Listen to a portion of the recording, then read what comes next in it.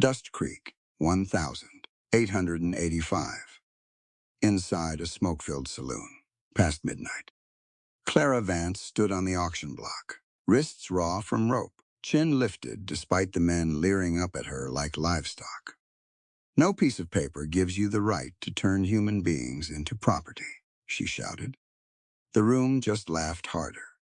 Then the saloon doors exploded open. The laughter died instantly.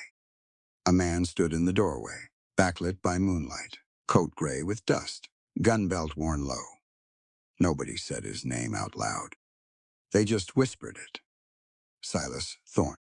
He dropped a bag of gold on the table, drew his Colt, and said 4 words. "These women aren't for sale." What happens when the most feared gunslinger in the territory burns down an empire for a woman he's never met? This story starts in a graveyard, and it ends somewhere nobody in Dust Creek expected. Let's get into it. Clara Vance stood at the edge of her father's grave, and the wind off the prairie cut straight through her black dress like it had somewhere better to be. Nobody had thought to bring a proper canopy. Nobody had thought much about her at all. Not since the doctor pulled the sheet over Thomas Vance's face 3 days back. The preacher said his words fast, like he wanted to get back inside, where it was warm. Clara didn't blame him. She just wished somebody, anybody, would look at her instead of at the dirt. Beatrice didn't wait for the last shovel of soil to settle. She came up beside Clara in her fine morning coat, the one with the fur collar Thomas had bought her only that spring. And she held out a folded paper like it was a gift. "You should see this now," Beatrice said. "Better now than later." Clara took the paper, with fingers gone stiff from cold. She read it once, then again, because the words refused to make sense the first time. A will, her father's signature at the bottom. Except it wasn't his signature. Not really. Thomas Vance crossed his T's low and hard. This T floated above the word, like it was embarrassed to be there. "This isn't his hand," Clara said. "It's notarized." Beatrice's voice stayed smooth as cream. "And there are debts, too. Promissory notes. Your father borrowed more than you knew. Clara, the ranch, the cattle, even the furniture in that parlor you're so fond of. All of it spoken for. He told me the ranch was clear. He told me 2 weeks ago. Men tell their daughters what lets them sleep at night." Clara looked past her stepmother, out at the men already dismantling the funeral tent, like the day's business was concluded. Nobody argued with Beatrice. Nobody ever had. That night, Clara didn't sleep either. She waited until the house went quiet, until Beatrice's lamp finally guttered out down the hall. And then she moved through the dark rooms she'd known her whole life, like she was a stranger in them. Her father kept a strongbox in the study, hidden behind a loose board Clara had discovered by accident when she was 12, chasing a runaway kitten. She pried the board free now with a letter opener, hands shaking, and there it was. Not gold, not deeds. A ledger, bound in black leather, soft with age and handling. She opened it by candlelight and understood within 3 pages why her father had hidden it so well. Names, dates, sums of money moved from one account to another, always ending up in the same set of hands. Harlan Montgomery's cattle empire hadn't grown from good breeding stock and honest work. It had grown from ruined families, forced sales, land taken at gunpoint and dressed up afterward with lawyers' paper. Her father had written it all down. Every theft, every grave that never got a proper marker. This was why he died so sudden, Clara thought. This was why the doctor wouldn't meet her eyes. She pressed the ledger to her chest and finally let herself cry, quiet as she could manage, because crying in that house had always been a private crime. She should have known Beatrice wouldn't give her the courtesy of mourning. The door burst open before dawn, and 2 men she didn't recognize filled the doorway of her room. Rough coats, rougher hands. One of them had her wrists bound before she could scream past the gag they shoved between her teeth. "Estate's got debts," the taller one said, like that explained anything. "Somebody's got to cover them."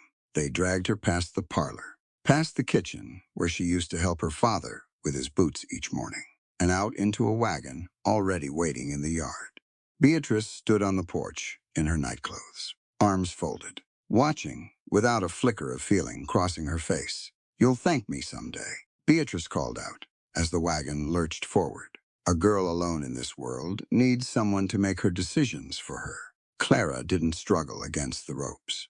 She'd learned young that struggling only tightened them as she watched the house shrink behind her, the only home she'd ever known. And she made herself a promise instead of a prayer. Whatever happened next, she would not become what her father's ledger described. She would not be a name entered in someone else's account, sold off and forgotten.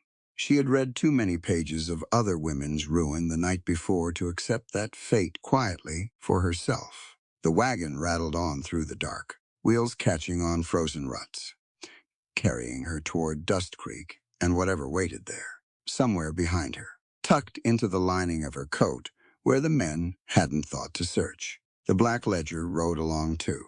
Beatrice had taken her home. She hadn't taken everything. Clara set her jaw against the cold and the fear both, and she waited to see who in that town might still believe a woman's word was worth more than the paper used to erase her. Dust Creek didn't look like much in the daylight. Row of buildings leaning into each other for support, a livery, a church nobody attended regularly, and a saloon that did more business than the church and livery combined. But nighttime changed the town. Nighttime brought out the parts of Dust Creek that preferred not to be seen by decent folks. The wagon stopped behind the saloon, in an alley thick with the smell of whiskey and horse manure. Clara had spent the whole ride working the numbness out of her wrists, testing the rope without letting her captors notice. It hadn't loosened. Rope like that never did. They pulled her down from the wagon bed and marched her through a back door into a room that had once been a storage cellar and now served some darker purpose. Candles burned in wall sconces, casting long shadows over the dozen or so women already gathered there. Some cried quiet into their sleeves. Some stared at nothing, the way people do when they've already given up. One older woman rocked back and forth on a crate, muttering a name over and over. Maybe a husband, maybe a son. Clara counted 11 women besides herself. Widows, most of them, judging by the black dresses. A couple looked barely past girlhood. "What is this place?" Clara asked the woman nearest her, a thin creature with hollow cheeks and eyes that had seen too much. "Auction," the woman said, like the word itself hurt to say. "Montgomery's men run it once a month. Debt collection, they call it. Sell off what a dead man owed. Sell off people. Sell off us." The woman looked at Clara like she was simple for not already knowing. "Where you been hiding?" Clara didn't answer. She was too busy looking for a way out that didn't exist. One door, guarded, no windows low enough to reach. She thought of the ledger stitched into her coat lining and understood, with a cold clarity, that if these men found it, she'd disappear a lot faster than any auction could arrange. They came for her an hour later. A guard with tobacco-stained teeth grabbed her arm and hauled her up a short flight of stairs into the saloon proper. Smoke hung thick in the air, curling around the lanterns. Men filled every table, every space along the bar. All of them turned toward a raised platform at the far end of the room. The auctioneer stood there already, a fat man in a checkered vest, working the crowd with the easy patter of someone selling cattle, because that's exactly what he was doing. Clara was pushed up onto the platform alongside 2 other women. The crowd's noise dropped a notch, then rose again as men began sizing them up, calling out crude remarks, laughing, the way men laugh when they've decided a woman isn't fully a woman anymore, just merchandise with a pulse. The auctioneer grabbed Clara's chin and turned her face toward the light. "Now here's a fine one," he called out. "Educated, I'm told. Speaks like a lady. Bidding starts at $20. A man near the front shouted a number. Another topped it. Clara felt the room tilting, felt her whole life narrowing down to this platform, this moment, these men deciding her worth in dollars, like she was a horse at a county fair. She would not stand there silent. Whatever else happened, she would not give them her silence too. No piece of paper and no corrupt law gives you the right to turn human beings into property, Clara said, and her voice carried farther than she expected, cutting clean through the smoke and noise. "We are women, not cattle. The room laughed. Somebody near the bar called out that she'd fetch a higher price with spirit like that. The auctioneer grinned and raised his gavel to call for another bid. The saloon doors slammed open so hard they cracked against the wall. Every head turned. The laughter died all at once, like someone had reached in and cut the sound clean off. A man stood in the doorway, backlit by the moon, tall and still, in a way that made the whole room go still with him. He wore a long coat gone gray with trail dust and a gun belt worn low, the leather scuffed from use rather than show. His hat shadowed most of his face, but Clara could see enough. A jaw set hard, eyes that had already counted every man in the room and decided which ones mattered. Nobody spoke his name out loud, but Clara heard it whispered from table to table, like a current running through water. Silas Thorne. She didn't know the name yet. Not really, but she understood from the way grown men shrank back in their chairs that it meant something in this town, something dangerous. Silas didn't rush. He walked toward the platform, slow, spurs marking each step, and the crowd parted without being asked. The auctioneer's confident grin had gone thin and nervous. "Mr. Thorne," the auctioneer said, "didn't expect you tonight. Didn't plan on coming." Silas's voice was low, rough at the edges, like it didn't get used for much beyond giving orders and answering trouble. His eyes moved over the platform, over the frightened women standing there, and stopped on Clara. Something in his face shifted, not softness exactly, more like recognition, like he'd seen this particular kind of cruelty before, and it still cost him something every time. "How much for all of them?" Silas said. It wasn't a question. The auctioneer laughed, uneasy. "All of them, Mr. Thorne. That's not how this works. We're partway through the bidding, on this one alone." Silas reached into his coat and pulled out a leather bag, heavy enough that it hit the platform boards with a solid thud when he dropped it. Coins spilled slightly from the loosened drawstring, gold catching the lantern light. "That covers it," Silas said. "All of them. Consider the auction closed." A man near the bar, drunker or braver than the rest, pushed up from his chair. "Now hold on. I had money on that one." He pointed a thick finger at Clara. "Paid good coin to be here tonight." Silas turned toward him, slow. He didn't reach for his gun. He didn't need to. "These women aren't for sale," Silas said. "Not tonight, not ever again. Far as I've got any say in it." The man opened his mouth to argue further, but something in Silas's stillness made him think better of it. He sat back down and found something urgent to study in his drink. Silas climbed the platform steps and began cutting the ropes from the women's wrists himself, working quick and careful, like he'd done this before and hated that he had reason to know how. When he reached Clara, he paused. "You the one shouting about cattle a minute ago?" "I was," Clara said, chin still lifted, even with her wrists raw and bleeding slightly where the rope had bit in. Figured.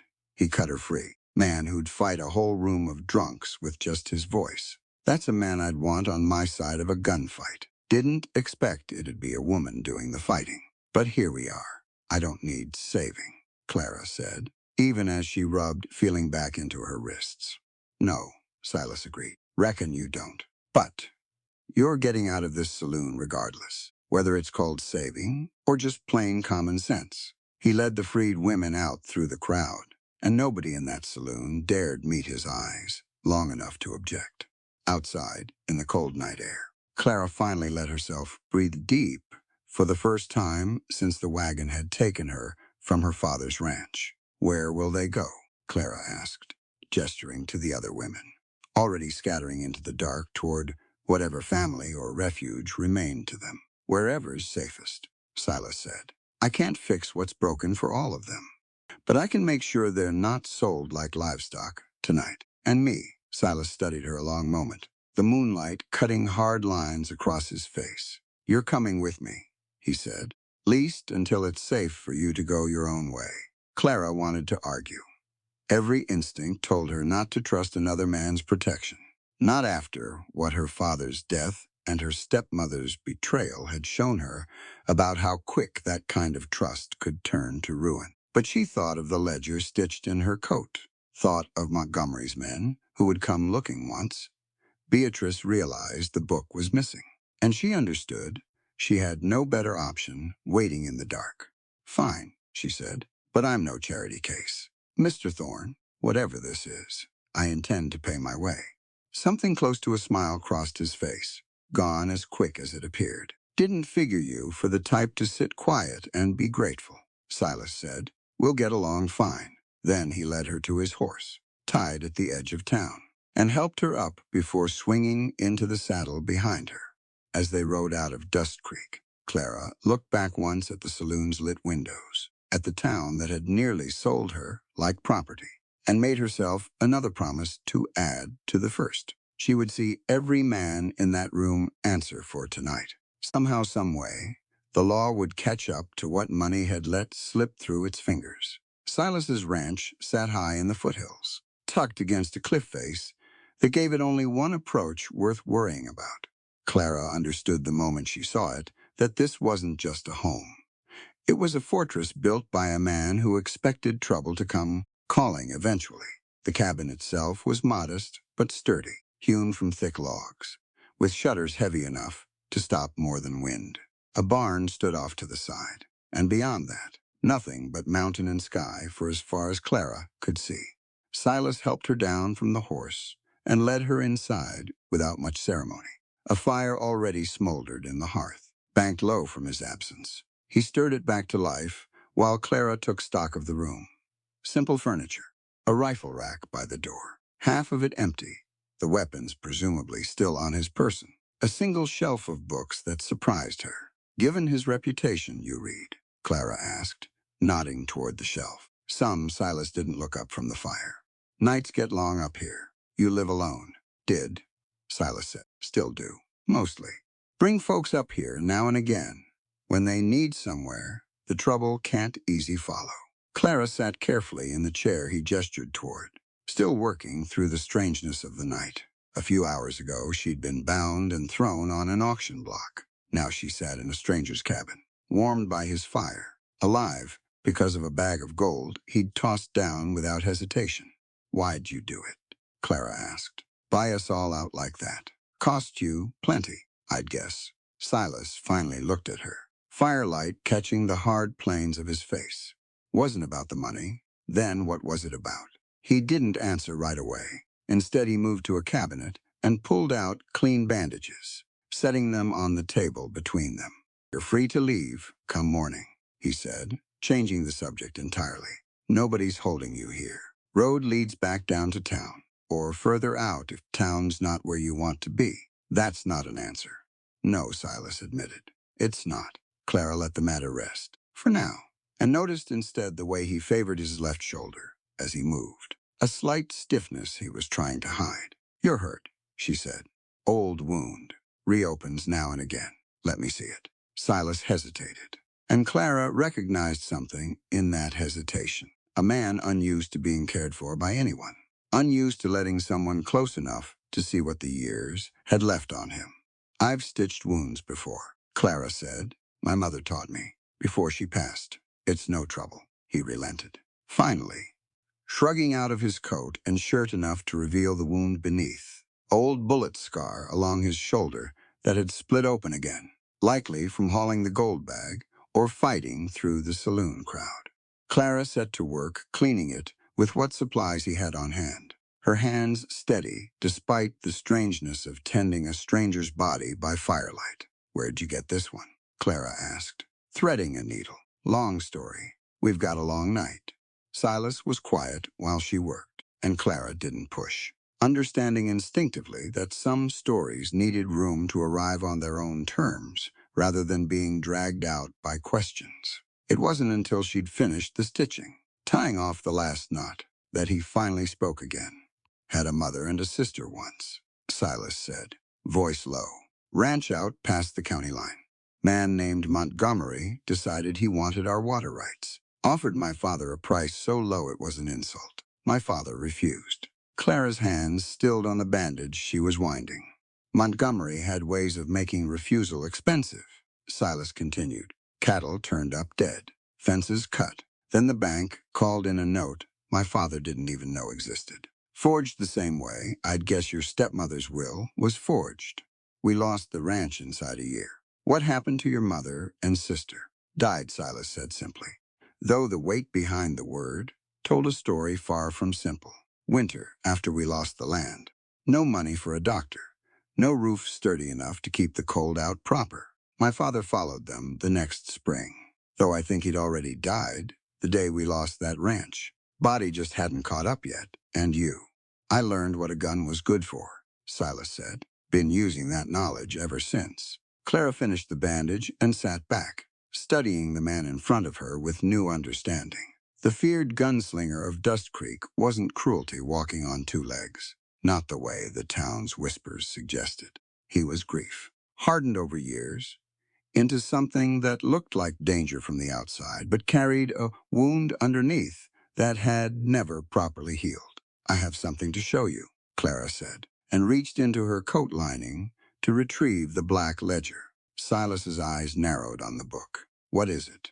Proof, Clara said. My father kept records. Every deal Montgomery ever made through fraud and threat. Written down here in his own hand. Names, dates, amounts.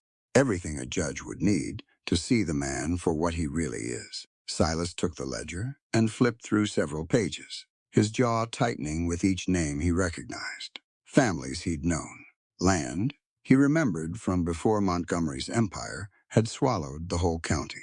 This is enough to hang him, Silas said. This is enough to bring him to trial, Clara corrected. There's a difference. Silas looked up sharp. Not much of one, given what he's done. There's every difference. Clara said, a trial means the law wins. It means the next Montgomery who comes along knows there's a system bigger than his money that'll catch up to him eventually.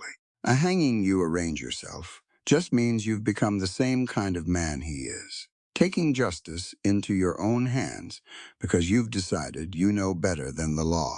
The law didn't save my mother, Silas said, voice hard now. The law didn't save your father either. Seems to me, given what you've told me about that will. The law failed us both, Clara agreed. That doesn't mean the answer is abandoning it. It means the answer is making it work the way it's supposed to.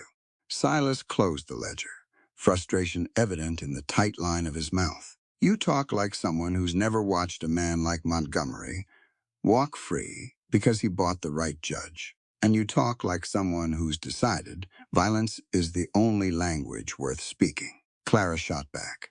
I've read that ledger cover to cover, Mr. Thorne.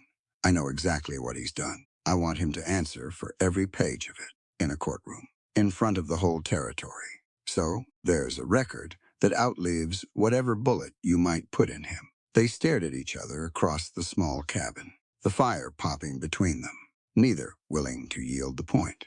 But underneath the argument, Clara noticed something else stirring, a kind of respect neither of them had expected to find in the other. She'd met plenty of men who dismissed her opinions on account of her sex. Silas argued with her like her words carried actual weight, like her disagreement mattered enough to fight against. We'll settle nothing tonight, Silas finally said, standing and moving toward the door.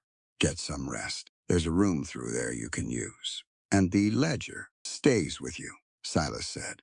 For now, he stepped out into the cold, leaving Clara alone with the fire and the weight of everything the night had cost, and everything it might still demand. She looked down at the ledger in her hands, at her father's careful handwriting, documenting years of cruelty, and understood that whatever came next, she and Silas Thorne were bound together now by more than just circumstance. They shared an enemy.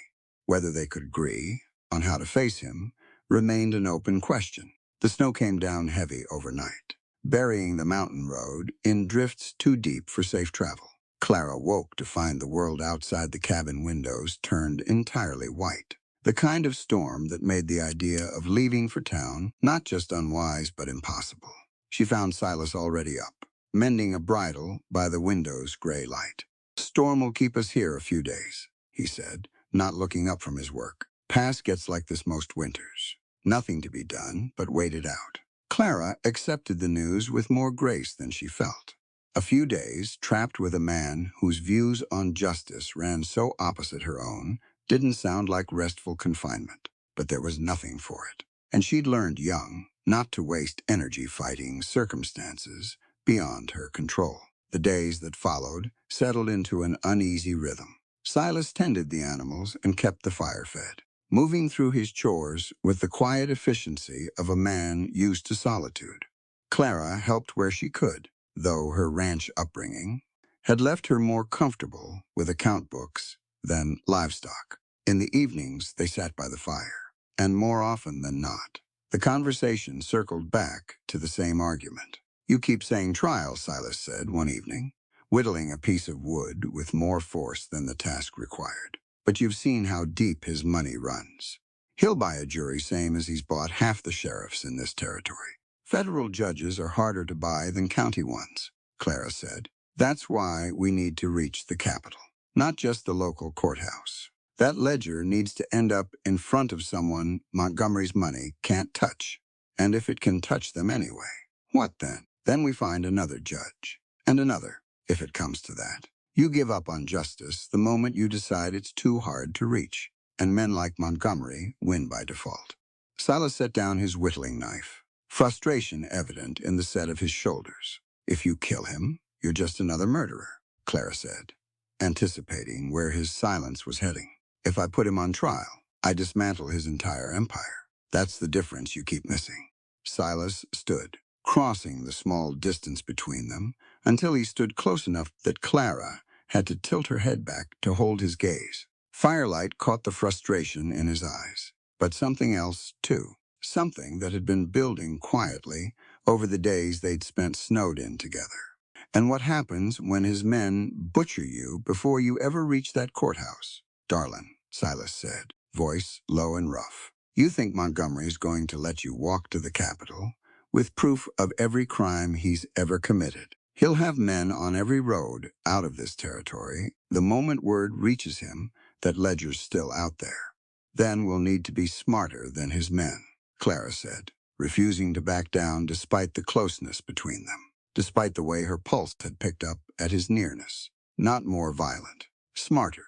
Smart doesn't stop a bullet." "No," Clara agreed, "but neither does another bullet. In the long run, you put a gun in Montgomery's face and pull the trigger. And what's changed? His men take over his operations the same week. The debt traps continue.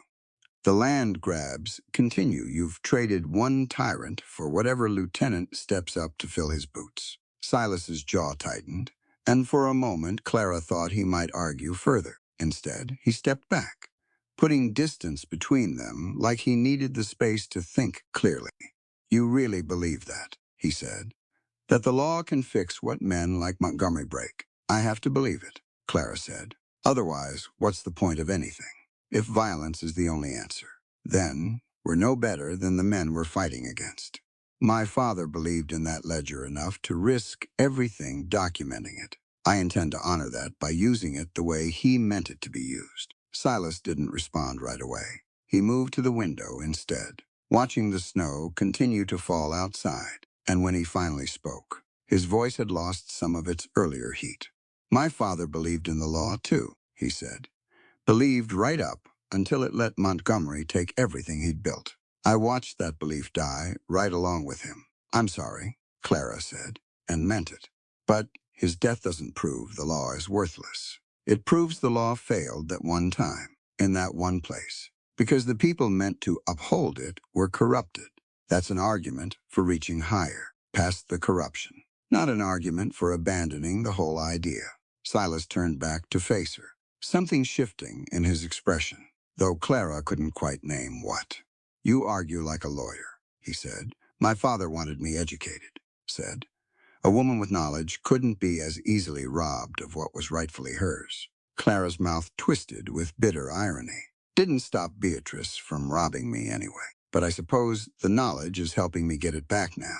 The days continued in this fashion, arguments giving way slowly to something gentler underneath. Silas began teaching her to shoot on the third day, setting up cans along the fence line despite the cold, standing close behind her to correct her grip on the Winchester rifle.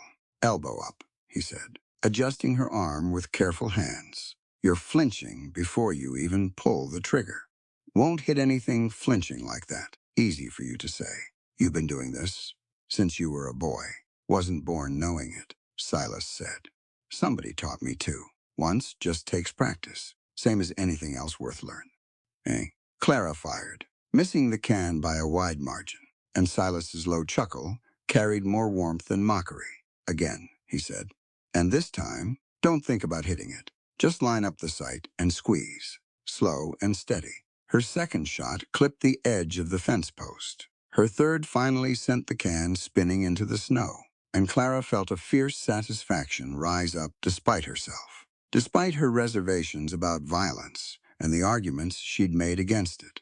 There, Silas said, something like pride coloring his voice. Told you it just takes practice. I still believe what I said, Clara told him, lowering the rifle.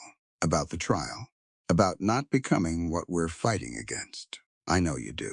Silas took the rifle from her hands, checking the chamber out of habit. But there's a difference between believing in the law and being able to defend yourself while you wait for it to catch up. A woman who can shoot straight is a woman Montgomery's men will think twice about grabbing off a porch in the dead of night. Clara couldn't argue with that logic, not after what had already happened to her once. She let him continue the lessons over the following days, and something shifted between them with each session. Protector slowly giving way to partner.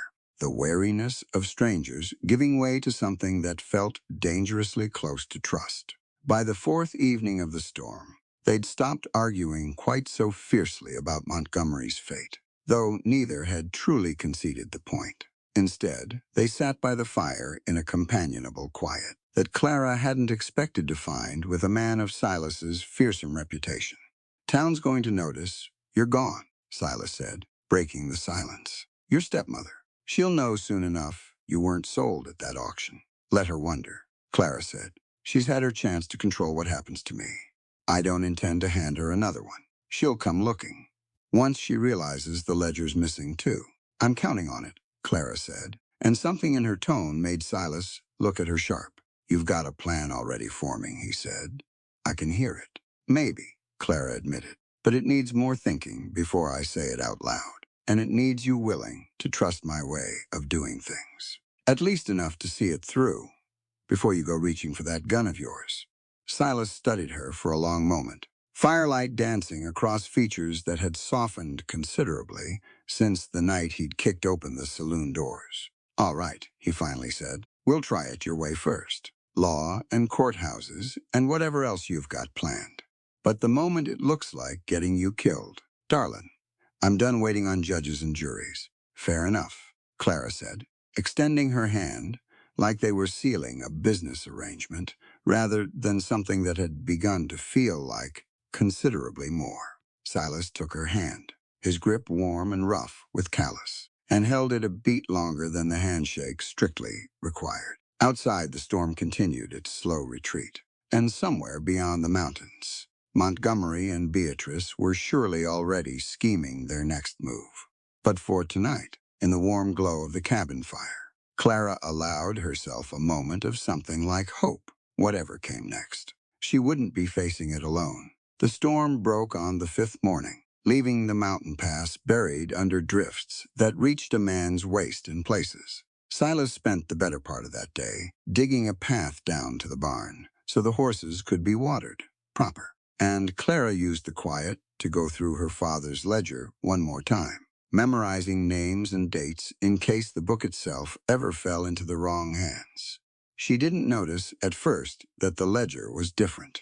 It wasn't until evening, when she went to check a particular page documenting a land sale from 3 years back, that she realized several pages near the middle had gone soft at the edges. Water damage, maybe, or just wear from being carried against her body for days. She flipped through slower, checking each page against her memory of what should be there. Nothing missing, just her nerves, she told herself, still rattled from the auction and the days of confinement since. She should have trusted those nerves more. Beatrice sat in the parlor of the Vance ranch house, the same parlor Clara had grown up in, and listened to Montgomery's man deliver his report with the patience of someone counting money that hadn't arrived yet. "She's not dead," the man said.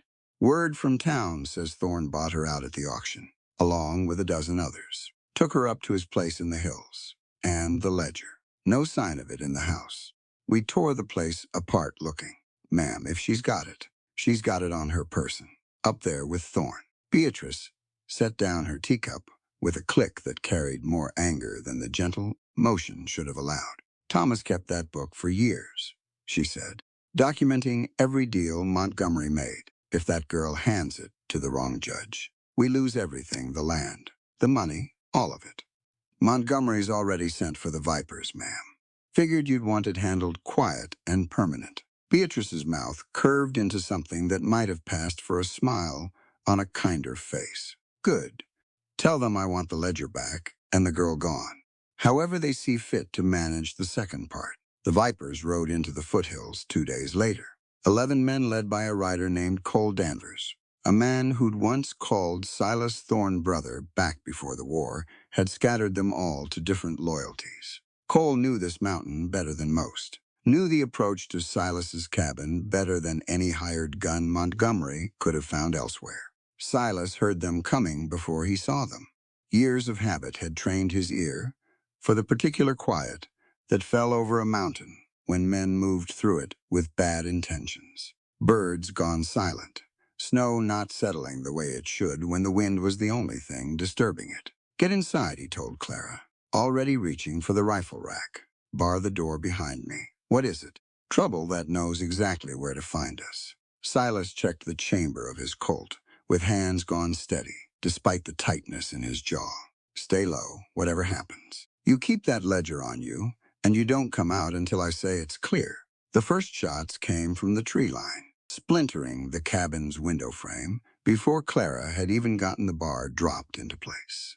She hit the floor on instinct, glass raining down around her, and heard Silas return fire from the doorway, his shots measured and precise, even under the chaos of the ambush. "Cole," Silas shouted between shots. "Didn't figure you for the type to sell out to a man like Montgomery.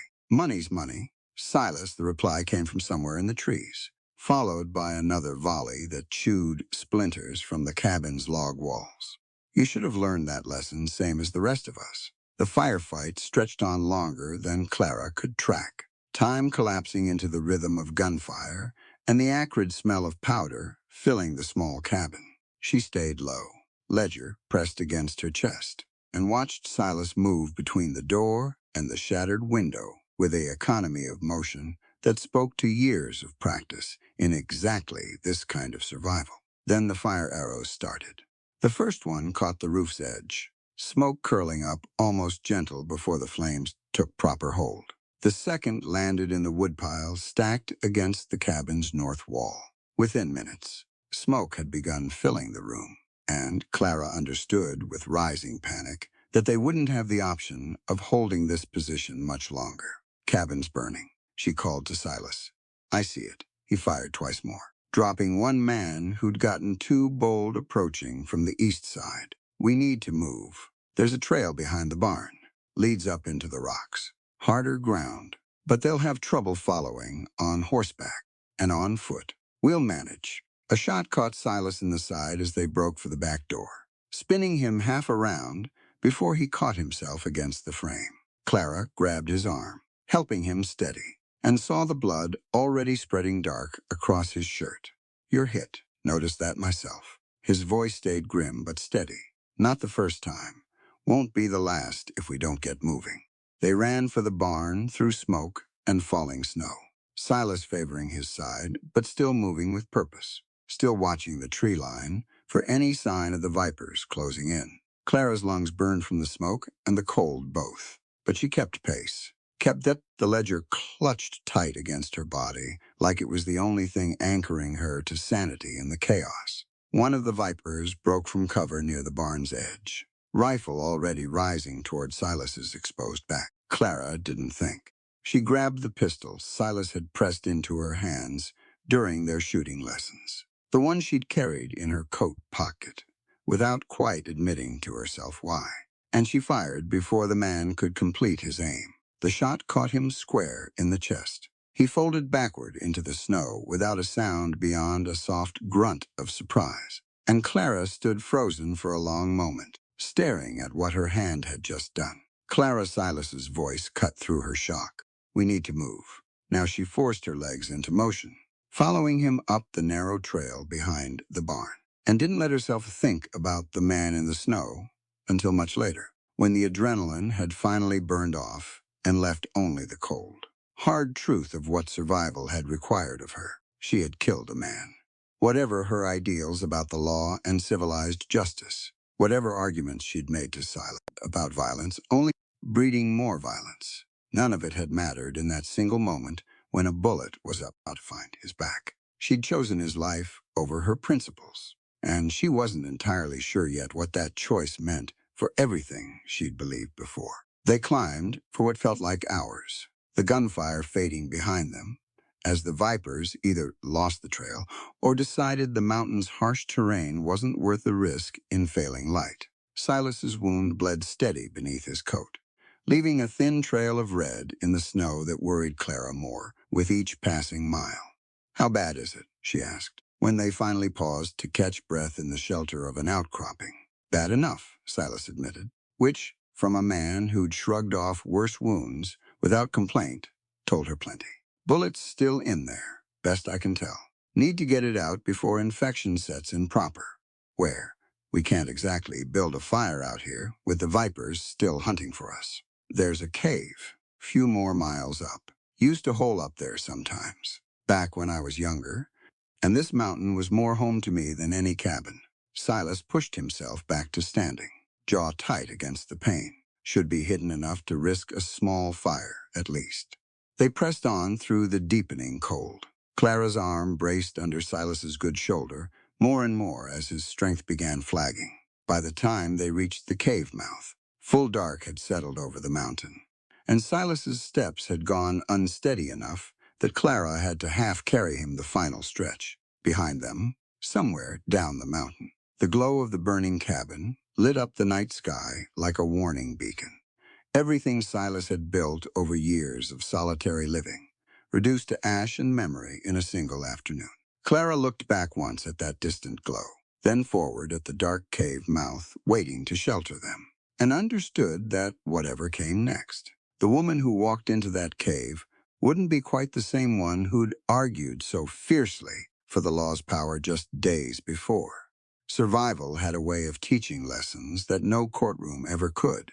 The cave went back further than Clara expected, narrowing into a chamber, small enough to hold heat, but large enough for them both to move without stooping too badly. She got Silas settled against the rock wall and set to work building a fire from the dry brush and old wood stacked near the entrance, evidence that Silas had indeed sheltered here before and kept the place stocked for exactly this kind of emergency. "Bullet first," Silas said, teeth gritted against pain he was trying and failing to hide.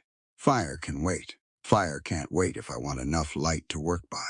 Clara shot back, striking flint until the kindling finally caught. "And you'll bleed out faster in this cold without warmth to keep your blood moving right." She'd learned enough from her mother's teachings and her own reading to know the basics of field surgery, though nothing had quite prepared her for digging a bullet out of a man's side by firelight with hands that wouldn't stop shaking, despite her best efforts at calm. "This is going to hurt," she warned. "Already hurts," Silas said. "Get on with it." She worked the bullet free with a knife heated over the fire, Silas's hand gripping a strip of leather between his teeth to keep from crying out, sweat beading across his forehead despite the cold.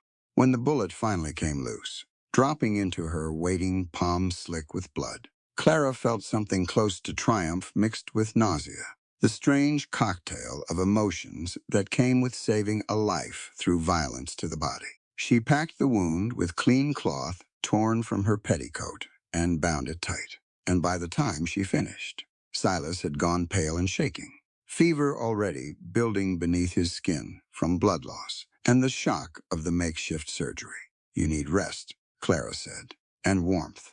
More warmth than this fire alone can give you."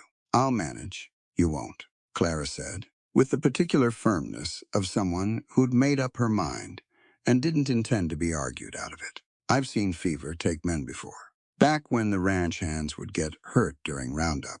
You're heading toward the same place if we don't do something about it tonight. The fever built through the following hours, exactly as Clara had feared. Silas's skin burned hot to the touch, his breathing gone shallow and quick, mutters escaping him in broken fragments that spoke of memories long buried.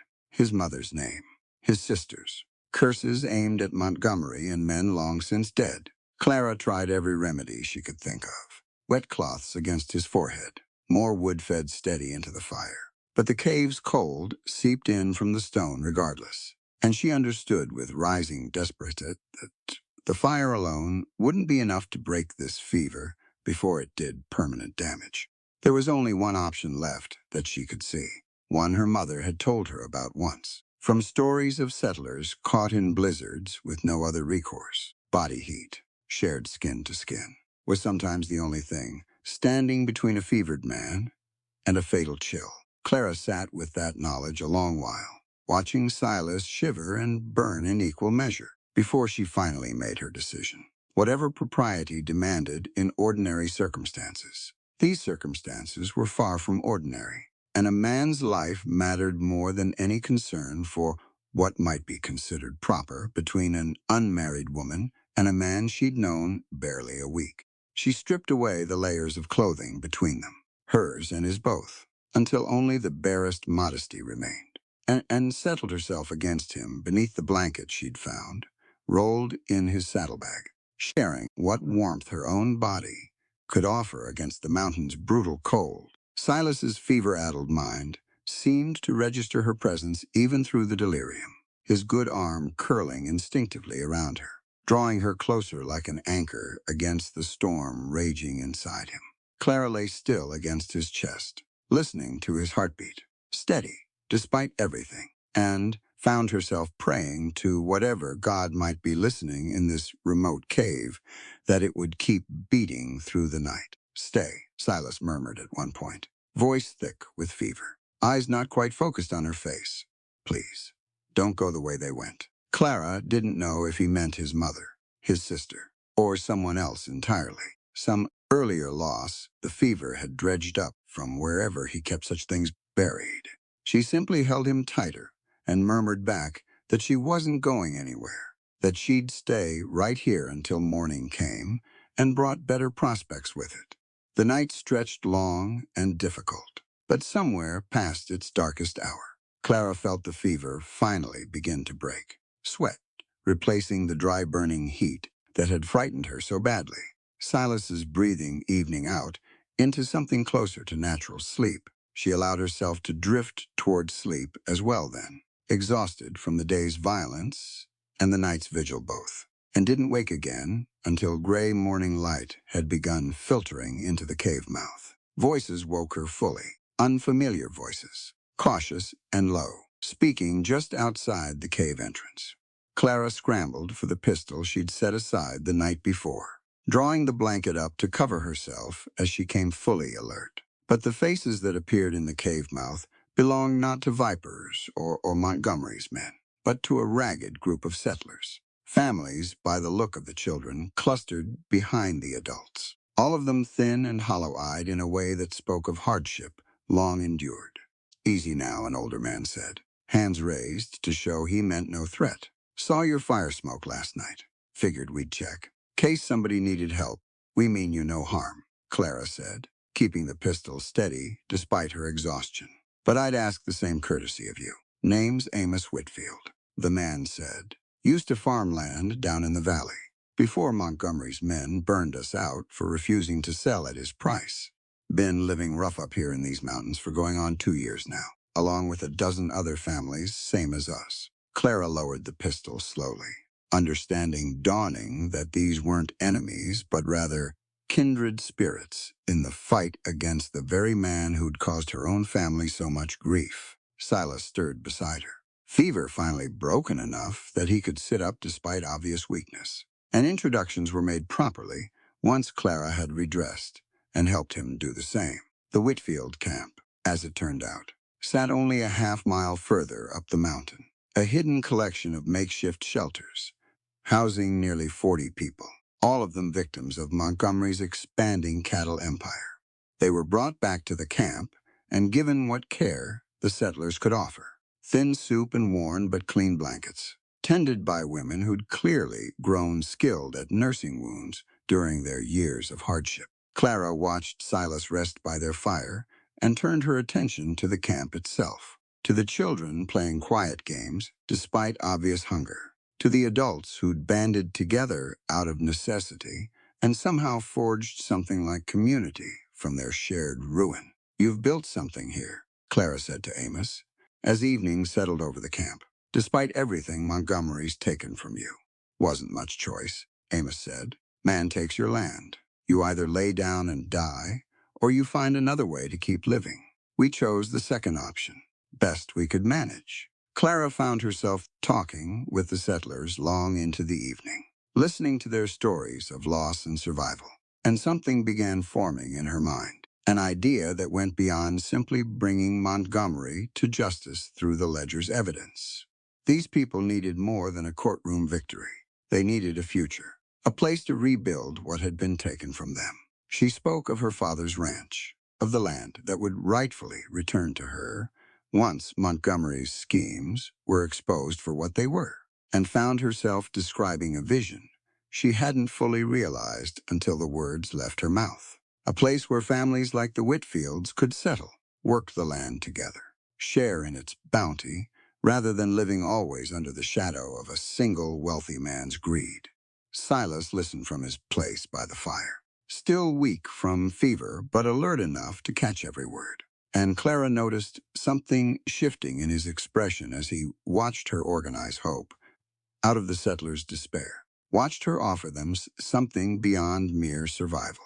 "You really believe you can build that?" Silas said later, once the camp had settled into quiet, and only the two of them remained awake by the dying fire. "A place like that, shared, fair, safe from men like Montgomery." "I have to believe it," Clara said. "Otherwise, what was the point of everything my father risked documenting in that ledger?" He wanted to see Montgomery's cruelty ended. Yes, but more than that, I think he wanted to see something better built in its place. Silas was quiet a long moment, watching the fire's last embers glow orange against the dark.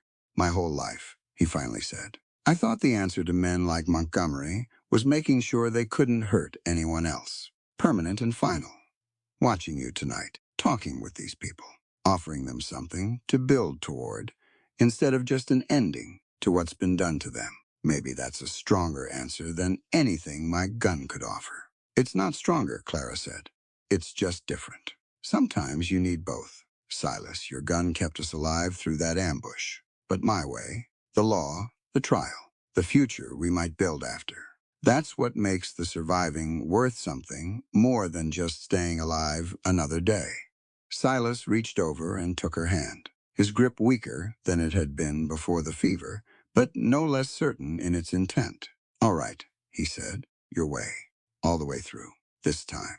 No more arguing about it." Clara felt something warm settle through her chest that had nothing to do with the fire, and she laced her fingers through his, grateful beyond words that he'd survived the night to make that promise, and determined more than ever to see it through, to whatever ending awaited them both. They stayed with the Whitfield camp 3 more days, long enough for Silas's strength to return, and for Clara to help organize the settlers into something more than scattered families surviving hand to mouth. She taught several of the women what she knew of bookkeeping and law, information that might prove useful once Montgomery's empire finally crumbled, and the question of rebuilding the county's ownership records came due. Amos Whitfield proved a steady ally once he understood the full scope of what Clara and Silas intended: the ledger's evidence, the plan to reach a federal judge beyond Montgomery's reach. He offered what men he could spare to help them safely off the mountain. And by the 4th day, Clara and Silas set out again toward the railway line that would carry them to the capital, the nearest transit town, called Millbrook by the weathered sign at its edge. Existed mainly to service the trains that passed through twice weekly on their way to more important destinations. It should have been simple enough. Buy tickets, wait for the next train, disappear toward the capital before Montgomery's reach could extend that far. Clara should have known better than to expect anything simple after everything that had come before. The sheriff met them at the edge of town.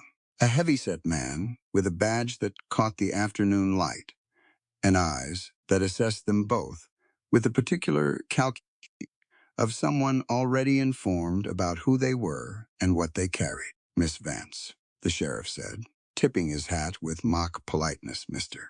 Thorne. Heard you might be passing through. Sheriff, Silas said, hand drifting near his gun belt without quite resting on it yet. Something we can help you with. Matter of fact, there is. Got word from a Mrs. Beatrice Vance that her stepdaughter's gone missing under suspicious circumstances. Wanted to make sure Miss Vance here was safe and accounted for.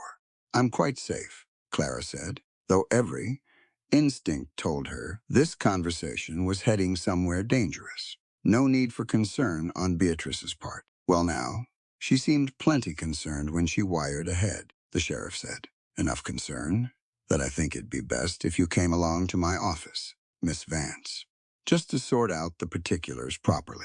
Silas's hand finally settled on his gun.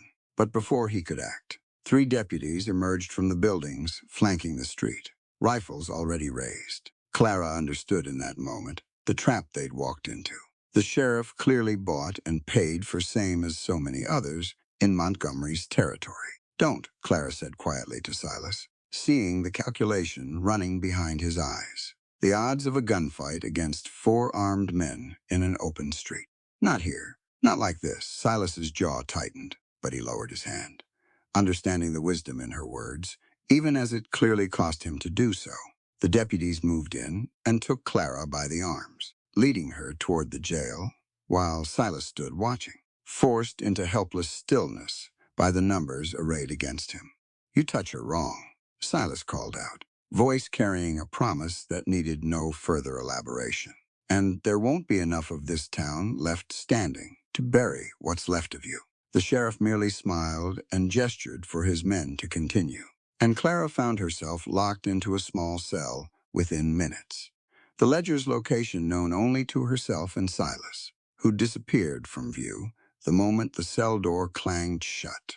Beatrice arrived by evening train, looking every bit the concerned stepmother for the benefit of any onlookers, though the moment she stood alone before Clara's cell, all pretense of concern fell away entirely.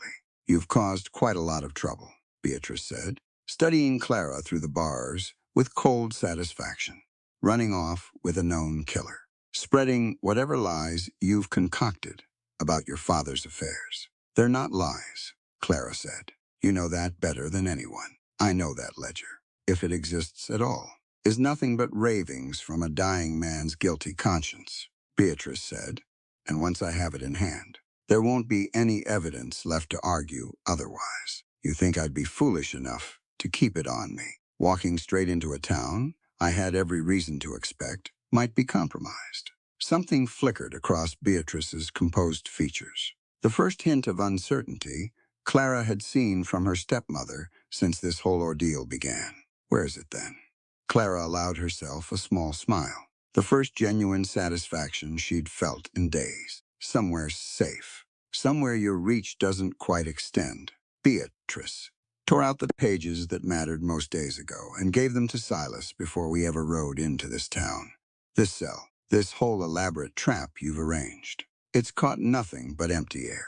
Beatrice's composure cracked further, anger bleeding through the careful mask she'd maintained since her arrival. You think you're clever, playing games with men's lives like pieces on a board.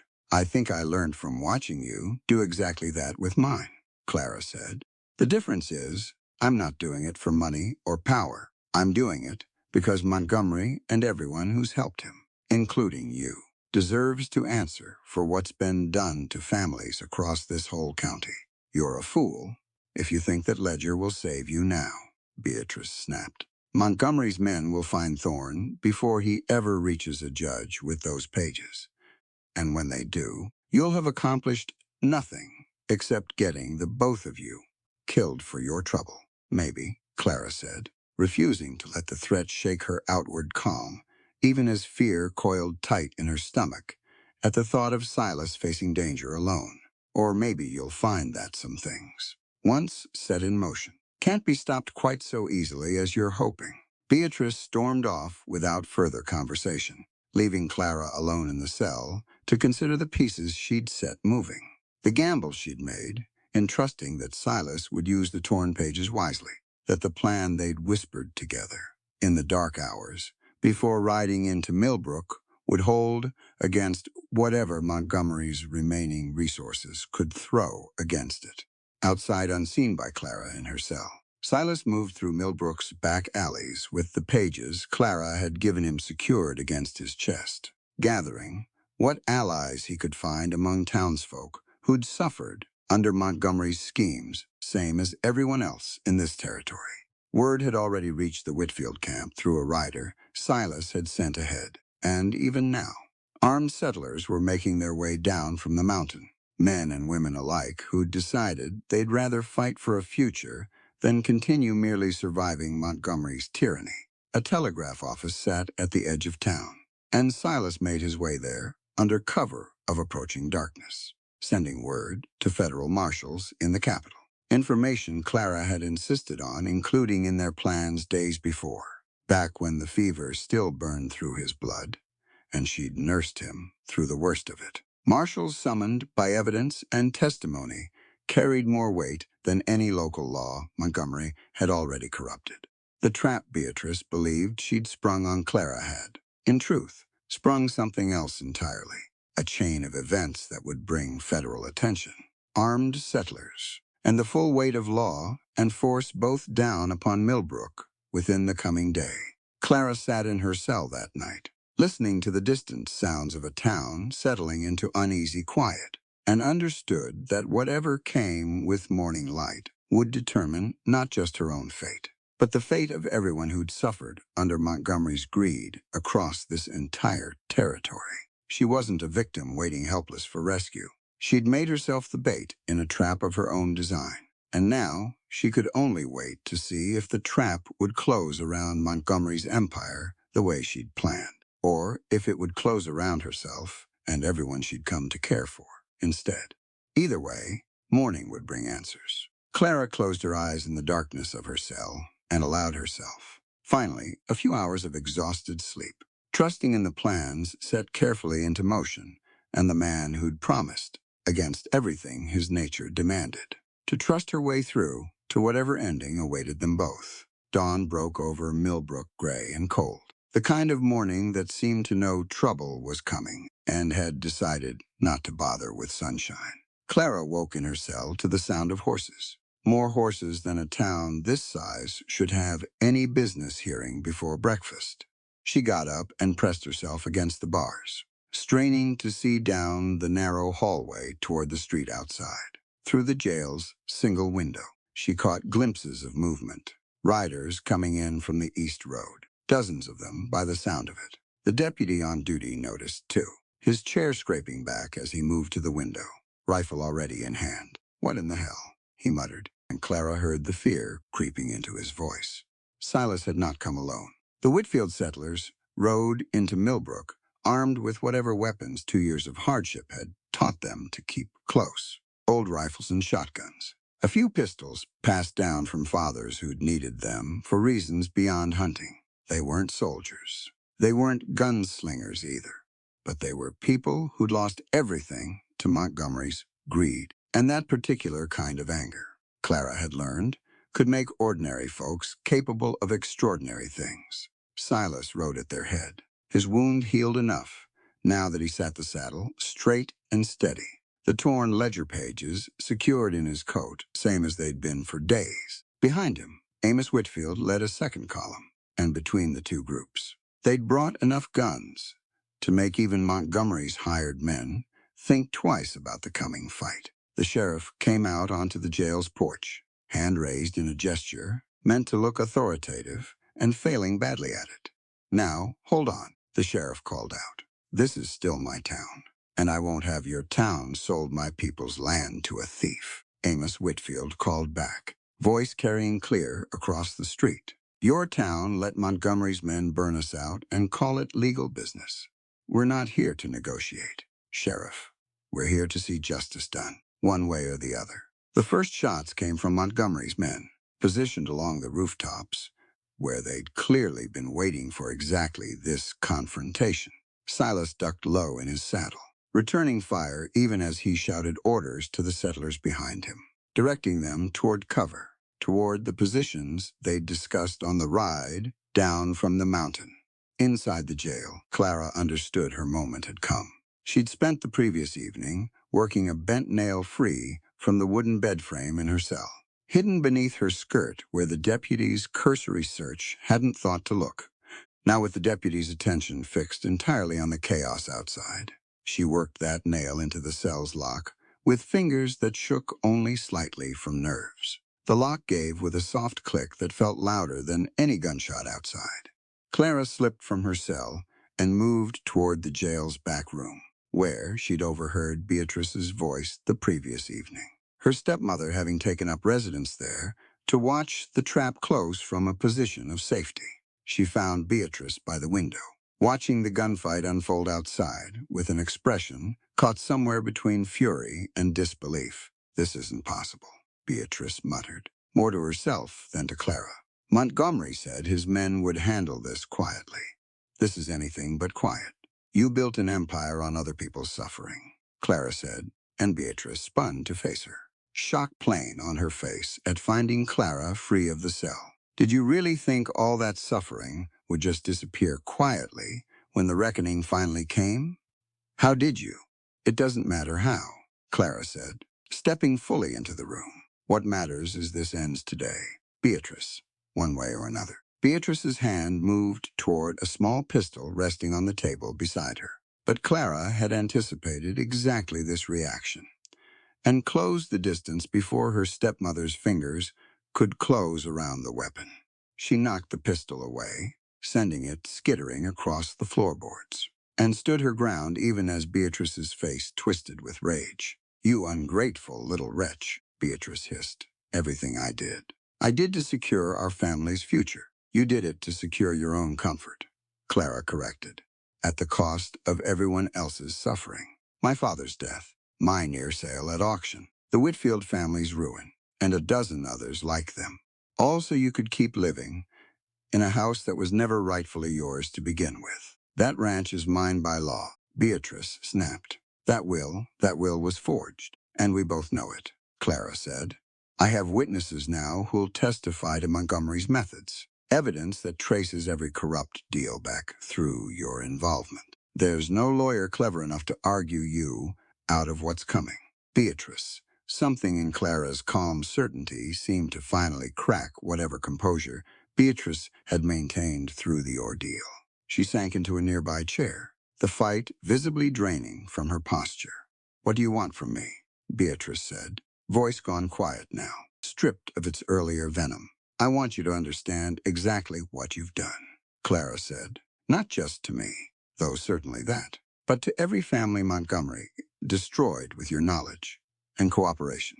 I want you to sit in that federal courthouse and hear every single name read aloud, every ruined life laid bare, and know that you helped make it happen for nothing more than money and comfort. And then what? Then the law decides your fate, Clara said, same as it will decide Montgomery's. I won't pretend I have any love left for you, Beatrice, but I won't become a murderer either. Not for you, not for anyone. That's not the woman my father raised me to be. The gunfight had begun shifting in the settlers' favor. Montgomery's hired men falling back under the combined pressure of Silas's steady marksmanship and the sheer number of armed settlers who'd arrived determined to see their suffering finally answered.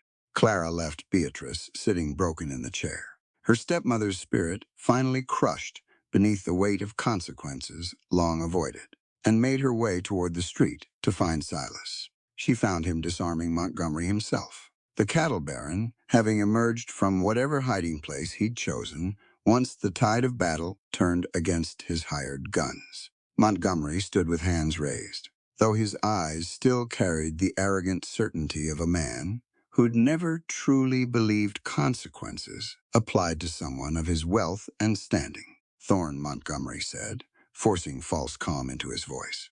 We can discuss terms here. Whatever price you're looking to extract, I can meet it and more. Silas's gun remained steady, pointed at Montgomery's chest, and Clara watched the war playing out behind his eyes. Years of grief and rage against a man who destroyed his family, weighed against the promise he'd made, her back in that cave when the fever finally broke. Silas, Clara said quietly, coming to stand beside him. Remember what we talked about? Silas's jaw tightened, finger resting light against the trigger guard rather than the trigger itself. For a long moment, nobody spoke. The whole street holding its breath to see which way this moment would break. Then, from the direction of the train depot, a whistle sounded, sharp and clear, followed by the sight of federal marshals disembarking with the kind of purposeful authority that made even Montgomery's remaining loyalists lower their weapons without further prompting. Federal marshals, one of the settlers called out, summoned by telegraph, just like we planned. Silas lowered his gun slowly, understanding that the moment for restraint had arrived, that Clara's plan had worked exactly as she'd promised it would. He grabbed Montgomery roughly by the collar instead, shoving him forward to meet the approaching marshals. This one's yours, Silas said. Got enough evidence in these pages to keep your courts busy for a good long while. The lead marshal, a weathered man named Garrett, who'd clearly seen his share of frontier corruption, took the ledger pages Silas offered and scanned them with a professional eye that widened slightly at what he found documented there. This is thorough work, Garrett said. Whoever compiled this knew exactly what evidence a federal case would need. My father, Clara said, stepping forward. Thomas Vance. He died making sure Montgomery's crimes would be documented properly, even if he didn't live to see justice done himself. Garrett studied her a long moment, then nodded slowly. Miss Vance, I presume, we received your telegraph. Federal court will want your testimony, given everything you've apparently witnessed and endured firsthand. I'll give it gladly, Clara said, every word of it, as the marshals began the process of arresting Montgomery and his remaining loyalists, and settlers began the long work of tending wounded and counting the cost of the morning's violence. Silas turned to Clara with an expression she hadn't quite seen from him before, something like wonder, mixed with the exhaustion of a fight finally won. You did it, he said. Whole plan, working exactly the way you said it would. We did it. Clara corrected. Your gun kept us alive long enough to see it through. My plan gave that survival a purpose beyond just staying alive another day. Silas reached out and took her hand, and standing there amid the smoke and chaos of Millbrook's dusty street, Clara felt something settle between them that went beyond partnership, beyond even the growing affection that had built through weeks of shared danger and difficult conversation.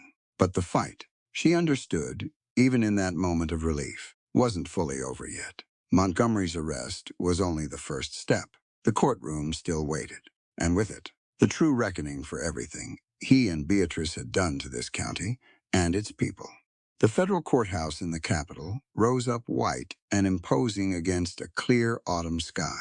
Nothing at all like the dusty streets and makeshift justice of Dust Creek and Millbrook. Clara stood on its steps 3 weeks after Montgomery's arrest, smoothing the front of a new dress purchased, with what little money remained, from selling a few pieces of jewelry her father had left her, and tried to steady the nervous energy building in her chest. You've faced down armed men and burning cabins, Silas said beside her, reading her nerves easy as he always seemed to. Courtroom's just another kind of fight. You'll manage fine. This fight matters more than any of the others, Clara said. If I fail here, everything we've been through counts for nothing. You won't fail, Silas said, with a certainty that helped steady her more than any argument could have. I've watched you organize broken settlers into an army. Talk down a woman who spent years believing she could control everything around her. and shoot straight enough to save my life. Whatever's waiting in that courtroom, you're more than ready for it." They entered together, finding seats near the front where the federal prosecutor had arranged for Clara's testimony to open the proceedings. Montgomery sat at the defendant's table, stripped of his usual arrogance now, dressed in plain clothes that made him look considerably smaller than the empire he'd once commanded. Beatrice sat separately, facing her own charges of fraud and conspiracy, her once perfectly composed features gone gaunt with weeks of confinement awaiting trial. When Clara's name was called, she rose and made her way to the witness stand with steps that felt steadier than she'd expected, given the nerves that had plagued her all morning. She placed her hand on the offered Bible, swore her oath, and settled into the chair facing the courtroom's expectant silence. "Miss Vance," the prosecutor began, "please tell the court, in your own words, what you witnessed and experienced regarding the defendant, Harlan Montgomery, and his associate, your stepmother, Beatrice Vance." Clara took a breath and began, and once she started, the words came easier than she'd anticipated. She spoke of her father's death, of the forged will that had stripped her of her inheritance within days of his burial. She spoke of the ledger he'd left behind, meticulous evidence of Montgomery's decades-long scheme to strip families of their land through fraud, intimidation, and violence dressed up as legitimate business. She spoke of the auction, of being bound and sold like property to cover fabricated debts, and watched several jurors' faces tighten with obvious anger at the description. She spoke of the Whitfield settlers, driven from their homes and forced to live in hidden mountain camps for 2 years, simply because they'd refused Montgomery's insultingly low offers for their land. "This isn't merely a story about property disputes," Clara said, her voice growing stronger as she continued, filling the courtroom with a conviction that seemed to reach every corner of the room. "This is a story about how wealth, unchecked by proper law, becomes its own form of tyranny. Harlan Montgomery didn't simply buy land from willing sellers. He manufactured debts that didn't exist. He forged documents to steal what families had spent generations building. He employed violence when his paperwork alone couldn't accomplish what greed demanded." She turned briefly toward the jury, meeting their eyes one by one as she continued. "I was nearly sold at auction like livestock, gentlemen, because a corrupt system allowed a man's estate to be plundered before his body had even gone cold in the ground. I know for certain that at least 11 other women faced that same fate at that same auction, and I have no way of knowing how many more suffered similarly before Silas Thorne happened to intervene on the particular night I found myself on that platform." A murmur ran through the courtroom, and the judge called for order, though his own expression suggested he shared the jury's evident discomfort with what they were hearing. "What I'm asking this court to understand," Clara continued, "is that Harlan Montgomery's crimes extend far beyond simple theft. He built an entire system designed to exploit the vulnerable, to treat human lives as mere obstacles or commodities standing between himself and greater profit. My own stepmother participated willingly in this system, sacrificing her own stepdaughter's safety and dignity for a share in the spoils." The prosecutor allowed Clara to continue for the better part of an hour, walking the jury through each piece of evidence the ledger contained, each family Montgomery had ruined, each corrupt official he'd bought to protect his operations from proper legal scrutiny. By the time she finished, the courtroom sat in heavy silence, the weight of testimony settling over everyone present like a physical thing. It was during the afternoon recess, as court prepared to reconvene for cross-examination, that the first shots rang out from the street outside. Montgomery's remaining loyalists, a small but determined group who'd escaped the fight in Millbrook and made their way to the Capitol ahead of the trial, had apparently decided that silencing Clara permanently offered better odds than trusting the legal process to spare their employer. They stormed the courthouse steps with the kind of desperate violence that came from men with nothing left to lose. Silas moved instantly, years of instinct taking over, as he pulled Clara down behind the defense table, while chaos erupted through the courtroom. Jurors and spectators alike scrambling for whatever cover the ornate room could offer. "Stay down," Silas ordered, already moving toward the courtroom's main entrance where the sound of gunfire suggested the true battle was unfolding. "This isn't over yet." Outside on the courthouse steps, the Whitfield settlers, who'd traveled to the capital alongside Clara and Silas for exactly this contingency, met Montgomery's loyalists with the same desperate determination that had carried them through the fight in Millbrook. Amos Whitfield took a position behind a stone pillar, directing his people with the calm authority of a man who'd learned hard lessons about survival over 2 years of hardship. The battle for the courthouse steps raged even as, inside, the judge attempted to maintain some semblance of order, calling for federal marshals stationed within the building to secure the interior while the exterior fight played out. Clara remained crouched behind the defense table, watching Montgomery himself take advantage of the chaos to attempt an escape toward a side exit, only to find his path blocked by two marshals who'd anticipated exactly this possibility. "Sit down, Mr. Montgomery," one marshal said, weapon leveled steady at the fleeing baron. "Your day in court isn't finished yet." Outside, the fight continued for the better part of 20 minutes. Silas fighting alongside marshals and settlers, both to repel the assault. His marksmanship proving as crucial here as it had been on the mountain and in Millbrook's dusty streets. When the last of Montgomery's loyalists finally fell back or surrendered, the courthouse steps bore the scars of battle. Blood-staining stone that had stood for decades as a symbol of proper justice, now marked by the desperate violence of men trying to prevent that justice from being served. Silas returned to the courtroom, bearing a graze wound along his forearm, minor compared to what he'd survived on the mountain. But Clara rushed to his side regardless, relief flooding through her at finding him alive after the chaos outside. "You're hurt again," she said. "Barely worth mentioning," Silas said, though he allowed her to inspect the wound regardless. Some habits of care between them having become too ingrained to abandon, even in the aftermath of battle. More important thing is, they didn't get through. Trial continues. And continue it did, once order had been restored, and the wounded tended to. Clara returned to the witness stand and finished her testimony with the same conviction she'd shown before the interruption. And by the time the trial concluded 3 days later, the evidence against both Montgomery and Beatrice had proven overwhelming. The jury deliberated only briefly before returning their verdict. Montgomery was found guilty on charges spanning fraud, conspiracy, and multiple counts of unlawful imprisonment related to the auction scheme, sentenced to hang for crimes that had claimed lives across the county for over a decade. Beatrice received a lengthy prison sentence for her role in the conspiracy. Her assets seized entirely to help compensate the families Montgomery's schemes had ruined.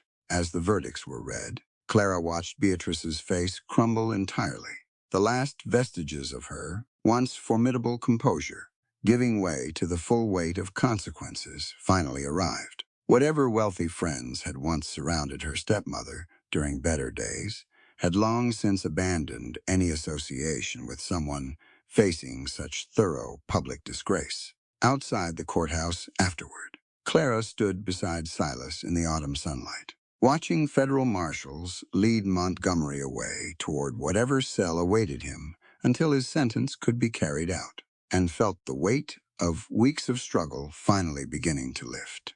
"It's done," she said, still somewhat disbelieving after everything that had led to this moment. "Justice is done," Silas corrected gently. "Whatever comes next. That's a different kind of work entirely."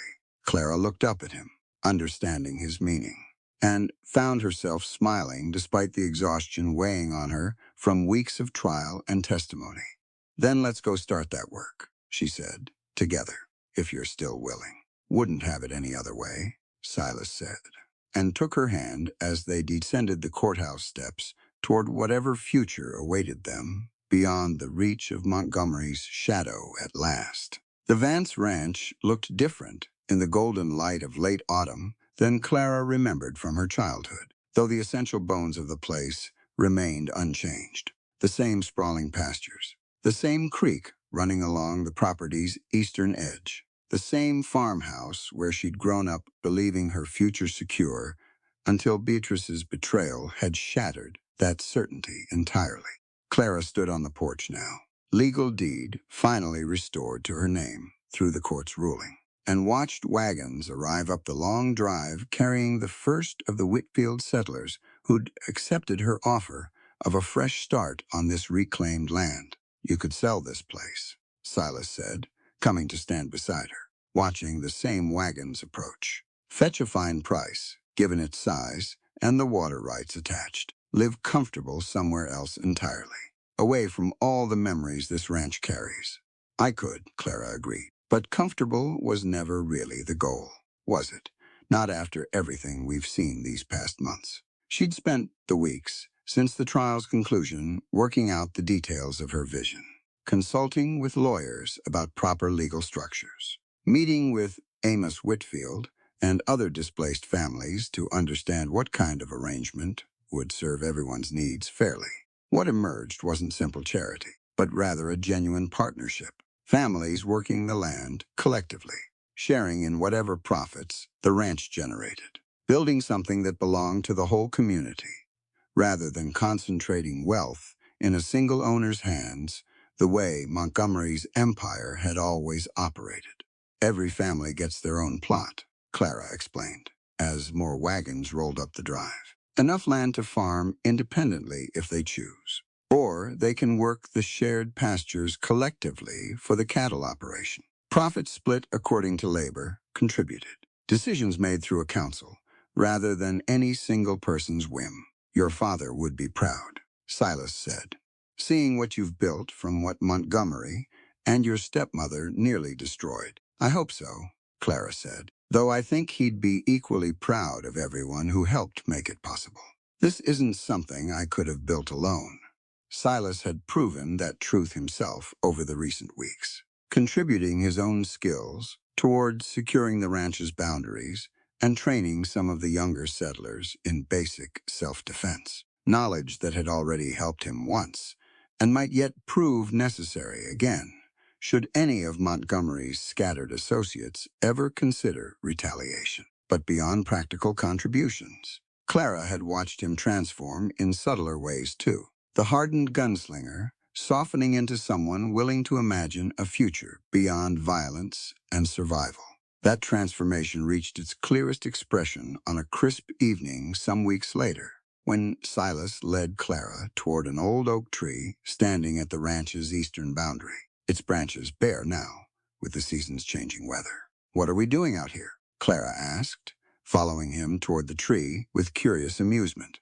Silas didn't answer immediately. Instead, he knelt at the tree's base and began digging into the soft earth with a shovel he'd brought along for exactly this purpose. Clara watched, confusion giving way to understanding as he pulled his primary six-shooter from its holster, the very weapon that had defined his reputation across the entire territory as the most feared gunslinger Dust Creek had ever known. "Silas, what are you doing?" "Burying something I don't need anymore," he said, wrapping the weapon carefully in oiled cloth before placing it into the hole he'd dug. "This gun's done enough killing for one lifetime. Time it retired, same as the reputation that came with it. You're not giving up carrying a weapon entirely, surely?" "No," Silas agreed, covering the buried pistol with earth once more. "Man would be foolish to go entirely unarmed in country like this. But there's a difference between carrying protection and carrying the kind of weapon a man's whole identity gets built around. I don't want to be known anymore as the fastest gun in the territory. I want to be known as something better than that." "And what's that?" Clara asked, though she suspected she already knew the answer. "A man who chose building something over destroying it," Silas said. "A man who learned, watching you these past months, that there's more strength in creating a future than there ever was in ending one."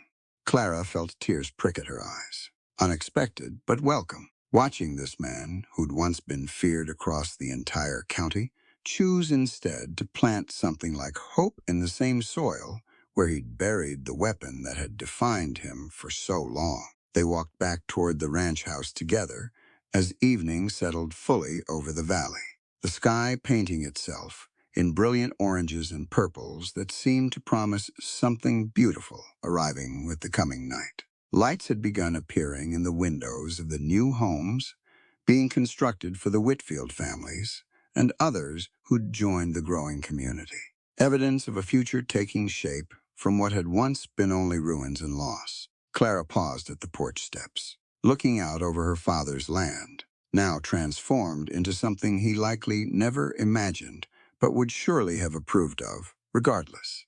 Silas came to stand beside her, close enough that she could feel the warmth of him against the evening's growing chill.